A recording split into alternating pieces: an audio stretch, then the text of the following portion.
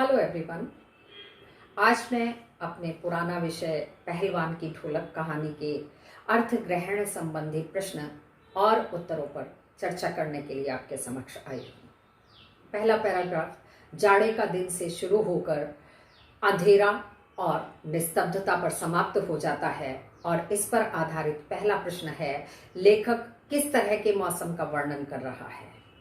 लेखक सर्दी के दिनों का वर्णन कर रहा है। अमावस्या की रात है, भयंकर ठंड है और चारों तरफ अंधेरा है। अमावस्या में अंधकार होता है। दूसरा क्वेश्चन है, गांव किससे पीड़ित है। गांव हैजे और मलेरिया की महामारी से पीड़ित है। गांव किसके समान कांप रहा है। गांव मलेरिया और हैजे से पीड़ित होने के कारण भयभीत शिशु की भांति थर थर कांप रहा है, भयभीत है। गद्यांश के आधार पर गांव की आर्थिक दशा का वर्णन कीजिए। गद्यांश को पढ़कर यह ज्ञात होता है कि गांव की आर्थिक दशा दयनीय थी। घर के नाम पर टूटी फूटी झोपड़ियां थी जिनमें खुशी का नामो निशान तक नहीं था और अब पूरा गांव हैजे और मलेरिया की महामारी की चपेट में आ चुका था, तो पूरा गांव निराशा में डूबा हुआ था। दूसरा पैराग्राफ, अंधेरी रात चुपचाप आंसू बहा रही थी से आरंभ होता है और असफलता पर खिलखिलाकर हंस पड़ते थे पर आधारित पहला प्रश्न है, गांव में ऐसा क्या हो गया था कि अंधेरी रात चुपचाप आंसू बहा रही थी। गांव में हैजे और मलेरिया का प्रकोप था। इसी कारण से घर घर में लगातार मौत हो रही थी, बल्कि मौतें ही कहेंगे, प्लूरल में ही कहेंगे। चारों ओर मौत का सन्नाटा था। इसी कारण अंधेरी रात चुपचाप आंसू बहाती हुई दिखाई दे रही थी। सेकंड क्वेश्चन है, कहानी में वातावरण निर्माण के लिए लेखक अंधेरी रात के स्थान पर चांदनी रात को चुनता तो क्या अंतर हो जाता, स्पष्ट कीजिए। कहानी में वातावरण निर्माण के लिए लेखक यदि अंधेरी रात के स्थान पर चांदनी रात को चुनता तो भाव में बहुत कुछ परिवर्तन आ जाता, अंतर आ जाता। चांदनी रात प्रेम और संयोग की अभिव्यक्ति करने वाली होती है। इससे मनुष्य की व्यथा और उनकी दयनीय दशा तथा महामारी से पीड़ित लोगों की दशा का सजीव चित्रण नहीं हो पाता। नेक्स्ट क्वेश्चन है, उक्त गद्यांश के आधार पर लेखक की भाषा शैली पर टिप्पणी कीजिए। प्रस्तुत गद्यांश में लेखक ने चित्रात्मक और अलंकारिक भाषा का प्रयोग किया है। मानवीकरण किया गया है ना, कुछ सेंटेंसेस में रात्रि का जैसे किया गया है, प्रकृति का मानवीकरण किया गया है, रात्रि का मानवीकरण किया गया है। वह मानव की तरह शोक प्रकट कर रही है, आंसू बहाती हुई बताया गया है। मिश्रित शब्दावली का प्रयोग किया गया है और खड़ी बोली में सशक्त अभिव्यक्ति की गई है। चौथा प्रश्न है, इस गद्यांश पर आधारित निस्तब्धता किसे कहते हैं। उस रात की निस्तब्धता क्या प्रयत्न कर रही थी। निस्तब्धता का शाब्दिक अर्थ होता है मौन, गतिहीनता। रात के अंधेरे में सब कुछ शांत हो जाता है। उस रात की निस्तब्धता करुण सिसकियां और आहें बलपूर्वक अपने आप को दबाने का प्रयास कर रही थी, क्योंकि दिन में मौत तांडव करती रहती थी तथा हर तरफ चीख पुकार ही सुनाई देती थी, बाकी कुछ सुनाई नहीं देता था। नेक्स्ट पैराग्राफ है, लुट्टन के माता पिता उसे 9 वर्ष की उम्र में ही से आरंभ होता है। लुट्टन के सिर पर कसरत की धुन लोगों से बदला लेने के लिए सवार हुई थी पर आधारित पहला प्रश्न है, लुट्टन कौन था, उसका नाम क्यों फैला था। लुट्टन वह बालक था जिसके माता पिता उसे 9 वर्ष की आयु में छोड़कर चल बसे थे। उसका पालन पोषण उसकी विधवा सास ने किया था। उसने जब श्यामनगर मेले में चांद सिंह प्रसिद्ध पहलवान को हराया और वह श्यामनगर के राजा के द्वारा राज पहलवान घोषित किया गया, तब उसका नाम, ख्याति, उसकी प्रसिद्धि चारों ओर फैल गई। 9 वर्ष की उम्र में विवाह हो जाना लुट्टन का सौभाग्य क्यों था? 9 वर्ष की आयु में लुट्टन का विवाह हो जाना उसका सौभाग्य इसलिए बना क्योंकि जब उसके माता पिता दोनों की मृत्यु हो गई तब उसका पालन पोषण करने वाला कोई नहीं रहा था, और चूंकि उसका विवाह हो चुका था तो उसकी विधवा सास ने उसका पालन पोषण किया। यदि उसका उस समय विवाह नहीं हुआ होता तो उसका पालन पोषण करने वाला कोई नहीं रहा था, इसलिए उसका 9 वर्ष की आयु में विवाह हो जाना उसका सौभाग्य बना। धारोष्ण दूध से क्या तात्पर्य है? बचपन में लुट्टन और क्या क्या काम किया करता था? धारोष्ण दूध का अर्थ है धार का गर्म दूध पीना, यानी गाय या भैंस के नीचे जब दूध निकालते हैं डायरेक्ट उसको धार को मुंह में लेना, उसको धारोष्ण कहते हैं।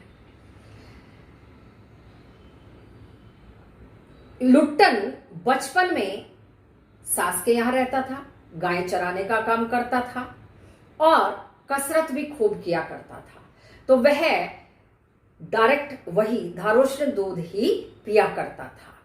अंतिम क्वेश्चन है इस पैराग्राफ पर आधारित, कसरत करके पहलवान बनने की इच्छा उसके मन में क्यों पैदा हुई?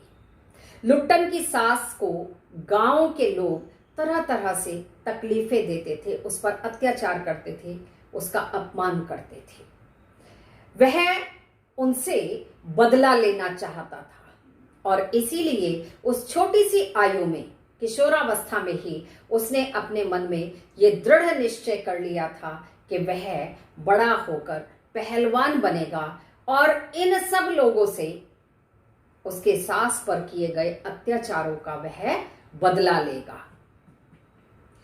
नेक्स्ट आता है, एक बार वह दंगल देखने श्यामनगर मेला गया से आरंभ होता है पैराग्राफ, और अपनी टाइटल को सत्य प्रमाणित करने के लिए ही चांद सिंह बीच बीच में दहाड़ता रहता था पर आधारित पहला प्रश्न है, प्रथम पंक्ति में वह कौन है, वह कहां गया और उस पर क्या प्रभाव पड़ा?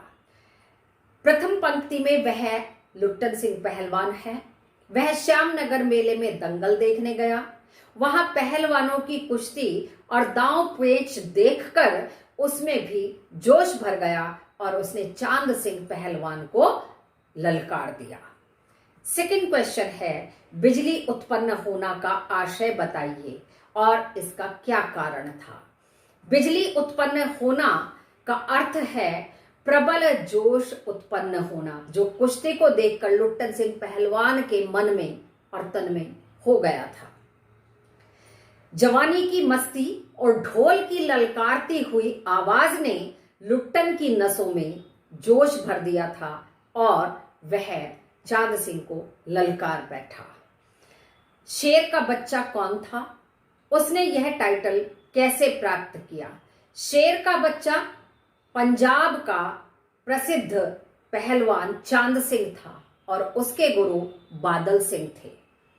उसने अनेकानेक पठान, पंजाबी पहलवानों को हराकर यह टाइटल प्राप्त किया था, इसीलिए उसे चांद सिंह के नाम से कम और शेर का बच्चा के नाम से ज्यादा जानते थे लोग, प्रसिद्ध था वह। अंतिम क्वेश्चन है, चांद सिंह अपने टाइटल को सत्य प्रमाणित करने के लिए क्या करता था? चांद सिंह दंगल के मैदान में लंगोट बांधकर अजीब किलकारी भरकर छोटी दुल्की लगाया करता था, दुल्की पलटियां खाना। वह बीच बीच में दहाड़ता भी था क्योंकि उसे तो शेर के बच्चे का टाइटल प्राप्त था, तो वह अपने बल के मद में ही रहता था और चूंकि उसने बहुत सारे पहलवानों को हरा दिया था तो उसके मन में यह भी निश्चय था कि उसे कोई नहीं हरा सकता। इसके बाद नेक्स्ट और अंतिम पैराग्राफ है, शांत दर्शकों की भीड़ में खलबली मच गई से आरंभ होता है और अंत में उसकी हिम्मत की प्रशंसा करते हुए राजा साहब ने उसे 10 रुपए का नोट देकर कहा, जाओ मेला देखकर घूम आओ या घूमकर अपने घर वापस चले जाओ। पर आधारित पहला प्रश्न है, शांत दर्शकों में खलबली मचने का क्या कारण था? जब लुट्टन ने मेले में मशहूर पहलवान चांद सिंह को चुनौती दी तो दर्शकों में खलबली मच गई। उन्हें लग रहा था ये तो किशोरावस्था का बालक है, छोटा सा, कहीं इसने सीखा नहीं है, तो चांद सिंह तो इसे यूं चुटकियों में मसल देगा और यह हार जाएगा, मारा जाएगा बेचारा। इसलिए दर्शकों में खलबली मच गई। दूसरा प्रश्न है, लुट्टन पर किसने आक्रमण किया? उसने क्या प्रतिक्रिया जताई? लुट्टन पर चांद सिंह ने आक्रमण किया। लुट्टन बड़ी सफाई से उसके आक्रमण को संभालकर फिर से उठ खड़ा हुआ और अपने पैतरे दिखाने लगा और तुरंत ही चांद सिंह यह समझ गया कि नहीं, आज तुम्हारा पाला एक अभ्यस्त पहलवान से पड़ा है, लगता है तुम जीतने वाले नहीं हो। स्वयं ही उसके मन में ये भाव आ गए थे पहली ही पटक में। राजा साहब ने कुश्ती बीच में क्यों रुकवा दी? राजा साहब चांद सिंह की कुश्ती के बारे में भली भांति परिचित थे।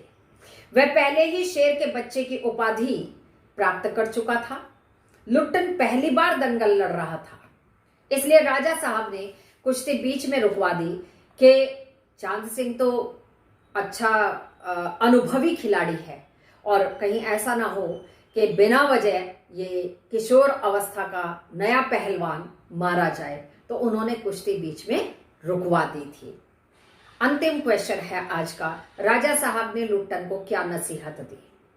राजा साहब ने लुट्टन को 10 रुपए का नोट देते हुए कहा, उसकी हिम्मत की कि हाँ नहीं, मैं समझ गए तुम बहुत अच्छे खिलाड़ी हो, सब कुछ हो, चूंकि उन्हें लग रहा था कि कहीं ये मारा ना जाए। उन्होंने कहा, जाओ तुम मेला घूम कर आओ और तुम अपने घर चले जाओ, बजाय इसके कि तुम इस दंगल के चक्कर में पड़ो, इसको छोड़ दो और ये लो पैसे मैं तुम्हें देता हूं, मेला घूमो, खाओ पियो, ऐश करो और अपने घर वापस चले जाओ। इस अंक में यहीं तक। अगले अंक में फिर नए विषय के साथ आपके समक्ष आऊंगी। धन्यवाद।